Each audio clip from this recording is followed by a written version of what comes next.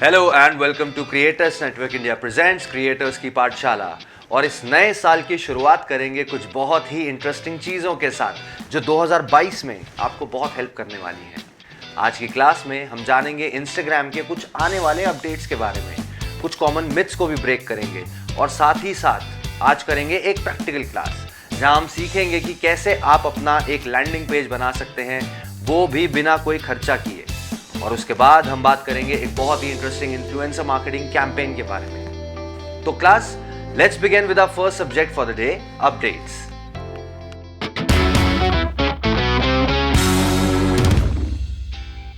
हम अपनी Instagram feed पर कौन सा पोस्ट किस ऑर्डर में देखते हैं, ये सब इन फेमस एल्गोरिदम डिसाइड करता है। और इस एल्गोरिदम की वजह से ही हमें रियलाइज भी नहीं होता कि हम दिन में कितनी बार और कितना टाइम अपना फीड स्क्रॉल करने में बिता देते हैं।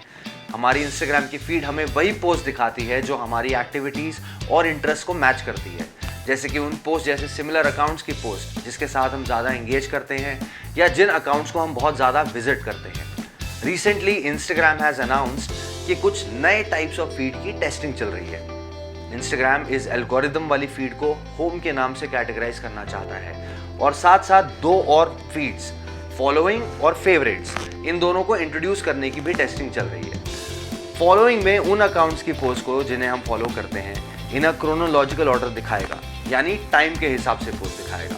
और फेवरेट्स में हम अपने पसंदीदा अकाउंट्स या अपने फेवरेट्स या क्लोज वंस को ऐड कर सकते हैं, जहां सिर्फ इन्हीं अकाउंट्स की पोस्ट हमें दिखेगी। इस फीचर के through Instagram wants us to have a good quality time spent on platform and make sure कि हम किसी भी तरीके का पोस्ट मिस ना करें। अब अपडेट्स के बाद बात करेंगे कुछ ऐसे मिथ्स और मिसकंसेप्शंस की जो डेली बेसिस पे हमें कंफ्यूज करते हैं कि आखिर सही क्या है। So let's begin with our next subject, myth busters.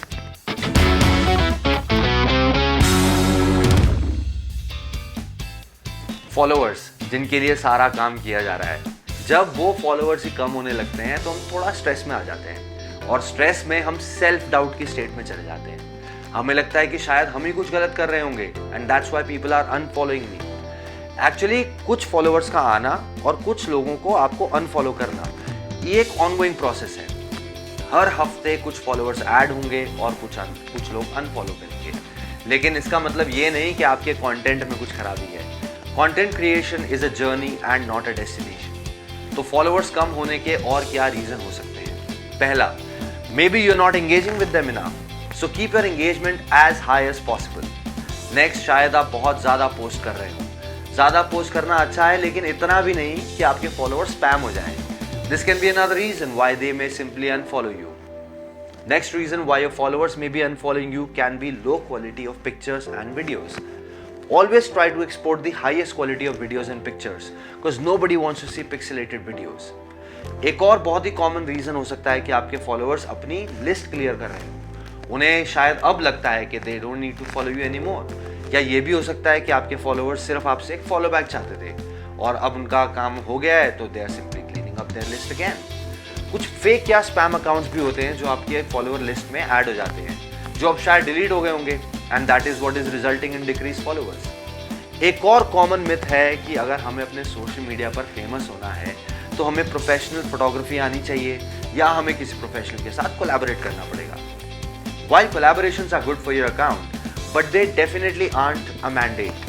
तो इंस्टाग्राम पे ऐसा देखा गया है कि बेस्ट एंगेजमेंट वाले पोस्ट प्रोफेशनली शूट नहीं किए गए होते। तो अगर आपके पास प्रोफेशनल इक्विपमेंट नहीं है तो आप नेचुरल चीज़ों को फ्री में यूज़ करके अपने आसपास जो सामान है उसको यूज़ करके एक पोस्ट अच्छा बना सकते हैं।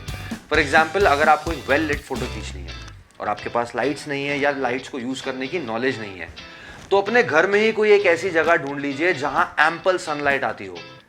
All you need is a bit of creativity, authenticity and a few inexpensive editing apps. आइए चलते हैं नेक्स्ट मिथ पर। ये एक और पॉपुलर मिसकंसेप्शन है कि हमें इंस्टाग्राम पर रेलेवेंट रहने के लिए रोज पोस्ट करना चाहिए।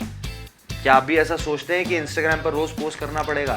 अब चाहे वो कोई स्टोरी हो, पोस्ट हो, IGTV वीडियो या IG लाइव या कुछ भी हो, लेकिन हर दिन कुछ ना कुछ तो पोस्ट करना पड़ेगा।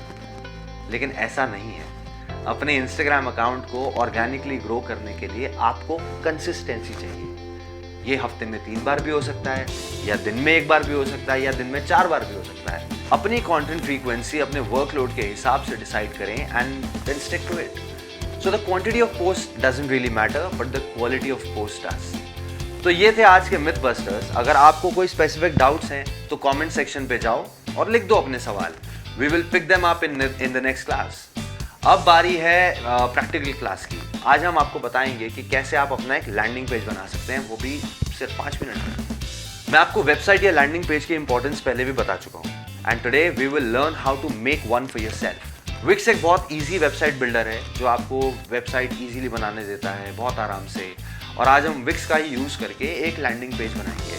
आपको सिंपली विक्स पर अपना अकाउंट क्रिएट करना है. You can also sign up using Facebook और Google. Once you log in, click on get started. अब आप यहाँ अपनी वेबसाइट की कैटेगरी डाल सकते हैं which will enable Wix to create a perfect website for you. So for now, I'll write travel blogger here. Now let's Wix EDI create a website for you.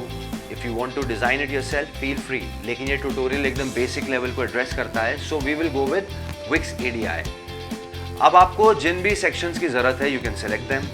मैं सिर्फ वीडियो सेलेक्ट कर रहा हूँ. Since it's our first time, तो हम इस step को skip कर देते हैं. अब यहाँ आप अपना लोगो अपलोड करें. Although it's not mandatory but highly recommended. That means website बनाने से पहले आपको अपना एक लोगो भी बनाना बहुत ज़रूरी है. तो अपना लोगो अपलोड करें and fill out rest of the details. I am currently uploading a logo which I made specifically for this video. अब इसके बाद हम अपनी पसंद की थीम सेलेक्ट कर लेते हैं. अब विक्स आपके लोगो और थीम को मिलाकर एक यूनिक कलर पैलेट बना देगा. Now simply pick the design you like, add the sections you want in your website, and tada! Your website's first look is ready. अब आप इंडिविजुअल सेगमेंट्स को सिलेक्ट करके उनके डिजाइन को और उसके कंटेंट को कस्टमाइज कर सकते हैं. This is as simple as using Canva. Website ready होने के बाद आप इसे विक्स पे ही होस्ट भी कर सकते हैं. अब वेबसाइट बनाने के बाद हमारा एक एम ये रहता है कि हम अपनी वेबसाइट को सर्च इंजन रिजल्ट में फर्स्ट पेज पर कैसे लेकर आएं.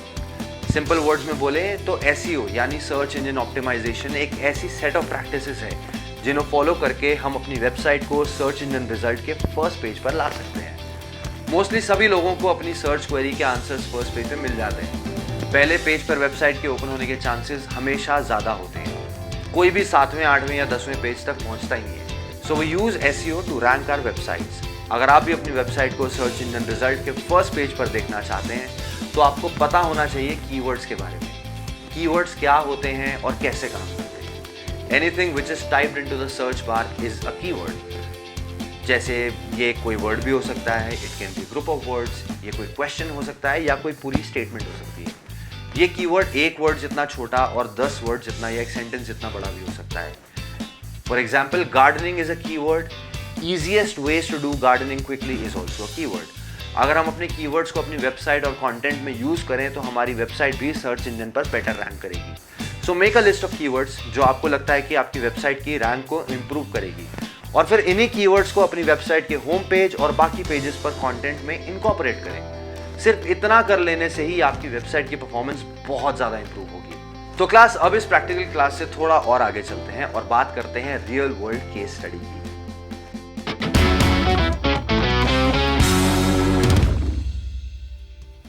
तो इस सब्जेक्ट में हम यूजुअली बात करते हैं रियल वर्ल्ड की. ब्रांड्स, कैंपेन्स, कोलैबोरेशंस की दुनिया जिसने कंटेंट क्रिएशन को एक फुल टाइम प्रोफेशन बनने का रास्ता दिखाया. तो आज के केस स्टडी में हम ब्रेक डाउन करेंगे CoinDCX के इन्फ्लुएंसर मार्केटिंग कैंपेन को.